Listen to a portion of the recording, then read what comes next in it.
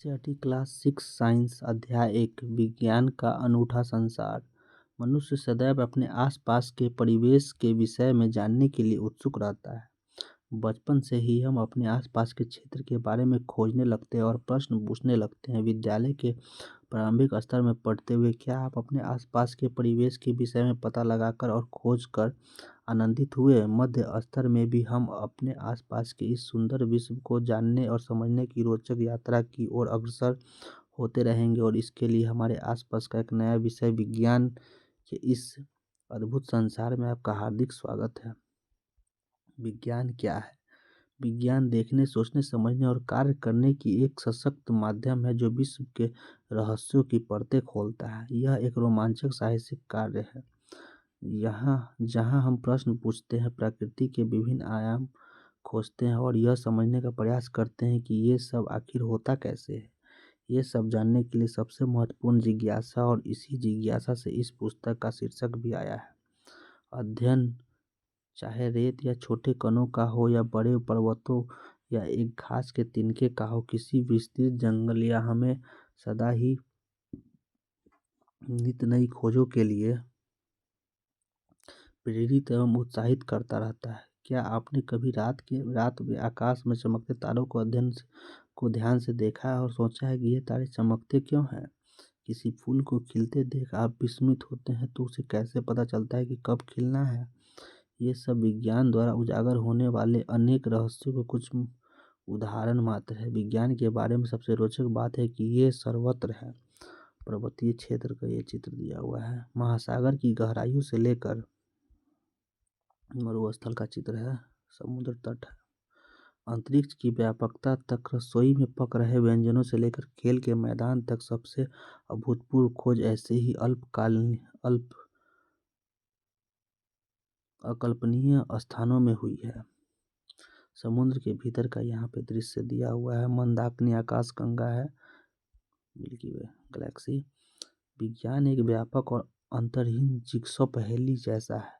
हमारे द्वारा की गई प्रत्येक नई खोज इस पहेली का एक और टुकड़ा जोड़ देती है, और आपको पता है कि यही तो इस पहेली की सबसे अच्छी बात है, इसकी कोई सीमा नहीं है। हम क्या खोज सकते हैं क्योंकि ज्ञान का हर भाग नए प्रश्न खोजने की ओर ले जाता है। हम कभी कभी देखते हैं कि इस पहेली का एक टुकड़ा गलत स्थान पर जोड़ दिया गया है और उसे वहां दूसरे स्थान पर ले जाने की आवश्यकता है। नई खोजें प्रायः विश्व के बारे में हमारी समझ बढ़ाती है। आप जैसे जैसे यह पुस्तक पढ़ेंगे आपके सामने अनेक रोचक विचार आएंगे। आप कई नए प्रकार के प्रयोग करेंगे और आपको आपको विचार करने में प्रेरित करेंगे कि आप यह भी जानेंगे कि हमारे दैनिक जीवन में ये सब कैसे उपयोगी है। अनुमान लगाइए कि जब हम नई नई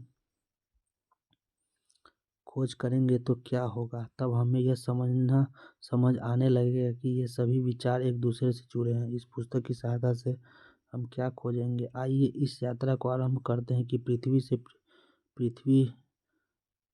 आरंभ करते हैं अपनी पृथ्वी से। पृथ्वी एकमात्र ऐसा ग्रह है जिस पर जीवन है। पृथ्वी पर पर्यावरण भी है जिसकी रक्षा करना अति आवश्यक है। पृथ्वी पर जीवन की एक अद्भुत विविधता है। पौधे और जंतु जो इस ग्रह की विभिन्न क्षेत्रों में जीवित रहते हैं और फलने फूलने की सफल हो सकते हैं। आपने किसी बीज को एक पौधे और किसी इल्ली यानी कैटरपिलर को एक सुंदर तितली में परिवर्तित होते देखा होगा। ऐसे अनेक अवलोकन किए होंगे। इन पौधों और जंतुओं का विकास किस प्रकार होता है? कैटरपिलर वास्तव में हमारा शरीर की वृद्धि विकास के लिए हमें भोजन की आवश्यकता होती है। विशेष रूप से भारत जैसे विशाल और विविध देश में भोजन अत्यंत मन भावन है। देश भर में विभिन्न प्रकार के स्वादिष्ट पकवान और उनको बनाने की स्वादिष्ट विधियां हैं। ये सब किससे बनते हैं, हम इसे कैसे पता करेंगे? हमें जीवित रहने के लिए भोजन के साथ साथ जल भी आवश्यकता होती है। जल एक अत्यंत आनंददायक पदार्थ है। क्या आप कभी बारिश में दौड़े, भागे और कूदे हैं? क्या आपने कभी सोचा है कि बारिश क्यों और कैसे होती है? क्या आपने ध्यान दिया है जल ठंडा करने पर बर्फ बन जाता है और गर्म करने पर उबलने लगता है? क्या आपको भी गर्मी में ठंडा जल पीने की, सर्दियों में गर्म जल से नहाने का आनंद आता है? हम गर्म और ठंड कैसे समझते हैं, चाहे वह जल को या ज्वार से तपते हमारे शरीर का तापमान, कोई वस्तु कितनी गर्म हो यह ज्ञात करना महत्वपूर्ण है।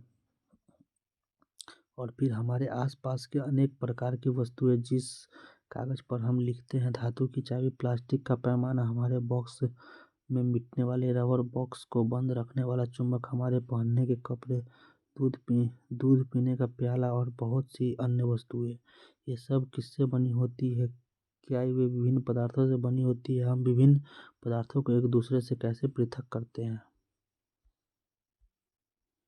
इस पुस्तक की यात्रा में हम जैसे जैसे आगे बढ़ेंगे वैसे वैसे इन पृथ्वी पर विद्यमान प्रत्येक वस्तु के बारे में प्रश्नों की एक अंतहीन सी सूची बनती जाएगी। किंतु प्रश्नों की यह सीमा केवल पृथ्वी के लिए ही क्यों हो, हम उससे परे सूर्य, चंद्रमा और आकाश में चमकने वाले लाखों तारों पर भी प्रश्न पूछ सकते हैं। चाहे आपको किसी भी पत्ती की संरचना के बारे में जानना हो या किसी वस्तु कैसे गति करती है, यह मूंगफली के छिलकों को कैसे अलग करते हैं, इस पुस्तक का प्रत्येक अध्याय आपकी जानने इच्छा को और जागृत करेगा, संभवतः आपके मन में अनेक प्रश्न भी पैदा करेगा। चाहे आपने ध्यान न दिया हो, फिर भी आप अनेक प्रश्नों के उत्तर अब तक ढूंढ रहे होंगे। मान लीजिए कि आपकी कलम लिखना बंद कर देती है, तो आप क्या करेंगे? आप शायद अपने आप से यह प्रश्न पूछेंगे कि मैंने कलम लिखना क्यों बंद कर दिया। आप यह अनुमान लगाएंगे कि कलम में स्याही समाप्त हो गई होगी। हम स्वयं अपने प्रश्नों के उत्तर ढूंढने का प्रयास कैसे कर सकते हैं? तब आप इस अनुमान का परीक्षण कलम खोलकर और रिफिल की स्याही जांचकर करेंगे। यदि वह खाली है तो आप जान जाएंगे कि आपका अनुमान सही था। परंतु मान लीजिए आप देखते हैं कि स्याही समाप्त नहीं हुई है, तब आप क्या करेंगे? आप एक और अनुमान लगाएंगे कि संभवतः स्याही सूख गई है। इसकी जांच करने के लिए यह अनुमान सही है या नहीं, अब आप कुछ और करने का प्रयास करेंगे। वास्तव में विज्ञान ऐसे ही कार्य करता है। आपके यह जानने की प्रयास कि आपकी कलम ने लिखना क्यों बंद किया, वैज्ञानिक विधि एक उदाहरण है। क्रियाकलाप, आइए सोचें और लिखें। एक ऐसे ही अन्य समस्या के बारे में लिखें जिसे आपने हल करने का प्रयास किया हो। आपने किन चरणों का पालन किया? विज्ञान केवल तथ्यों एवं आंकड़ों को याद करना अथवा केवल प्रयोग करना नहीं है। विज्ञान चरण दर चरण प्रक्रिया का पालन करते हुए हमारे प्रश्नों के उत्तर ढूंढने में सहायक होता है। वे कौन से चरण हैं जिनका हम अनुपालन कर सकते हैं? सबसे पहले जो हमें रुचिकर लगता है या जिसे हम समझ नहीं पाते, हम उसका अवलोकन करते हैं। यह हमें अचंभित करता है और शायद हम उसके बारे में प्रश्न सोचते हैं। इसके बाद हम प्रश्न के संभावित उत्तर का अनुमान लगाते हैं। इस अनुमान का हम प्रयोग और अधिक अवलोकन द्वारा सत्यापन करते हैं। इसके बाद हम परिणामों का विश्लेषण करने का प्रयास यह देखने के लिए करते हैं कि क्या इससे वास्तव में हमारे प्रश्न का उत्तर प्राप्त हुआ है या नहीं। वैज्ञानिक वे लोग होते हैं जो समस्याओं का हल ढूंढना अथवा नई वस्तुओं की खोज करने के लिए वैज्ञानिक विधि का प्रयोग करते हैं। परंतु क्या कोई भी व्यक्ति जो वैज्ञानिक विधि का पालन करता है एक वैज्ञानिक की तरह कार्य करता है? भोजन पकाने वाला व्यक्ति यह सोचकर हैरान हो सकता है कि दाल कुकर से बाहर कैसे निकलती है। क्या कुकर में बहुत अधिक पानी था?